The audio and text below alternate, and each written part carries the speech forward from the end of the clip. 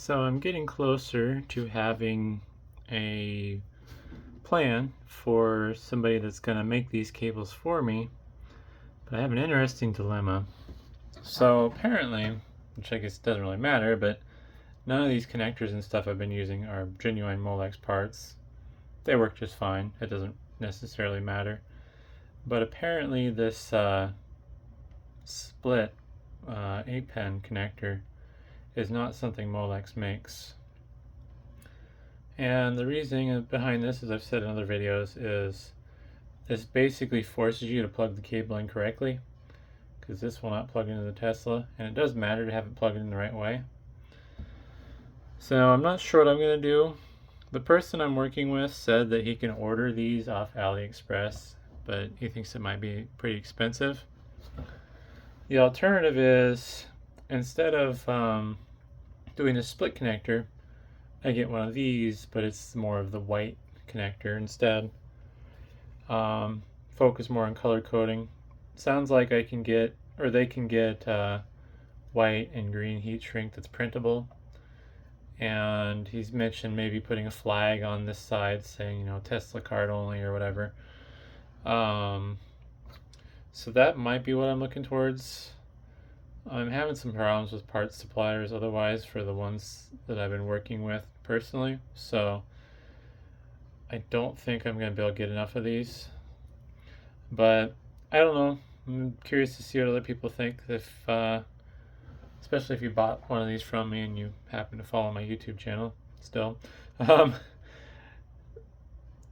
Would you, as a buyer, would you be okay with this cable not being keyed in a way that you can't plug it in the wrong way?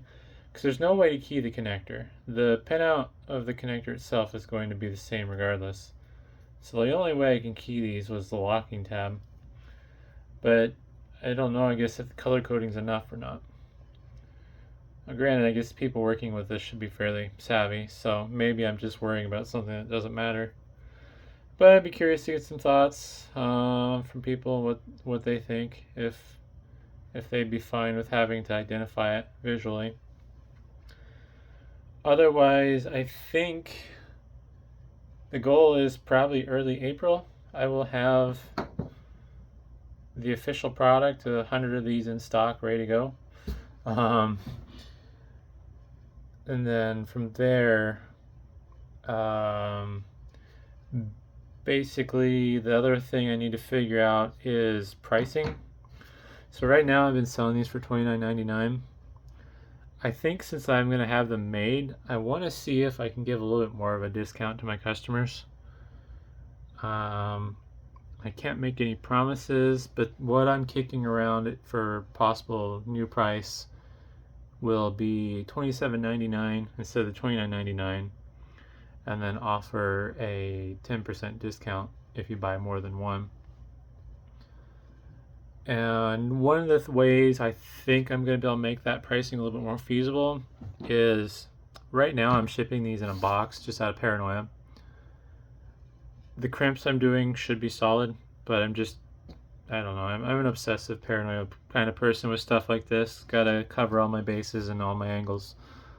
But I'm thinking, since the ones that I'm paying to have made will be professionally crimped with the actual tools and not some oddball third-party tool, I think I can be extra confident that they'll be able to handle the rigors of basically me folding it up, something like this, and shipping in an envelope. I'm already folding them like this, or coiling them and then wrapping them in a bubble envelope, but I've mostly just been trying to put them in boxes because I didn't want to take the chance that maybe something bad would happen to the cable in transit. But yeah, like I said, since I'm going to have them professionally crimped, I think I'll have less to worry about. And honestly, with other cables that I sell out of computers that are similar to this, usually I just put them in a bubble envelope and wrap them with some bubble wrap first. But I don't know. It's just one of those obsessive paranoia things, since I am asking a premium price for these compared to the Amazon ones. But I feel like part of the value add that I'm giving with these is I've actually validated the models. I'm not just pulling model numbers out of my butt. and I can give a limited degree of tech support. Unfortunately, my experience is only with ESXi, so some of the questions I've gotten about other hypervisors and stuff, I can't really answer.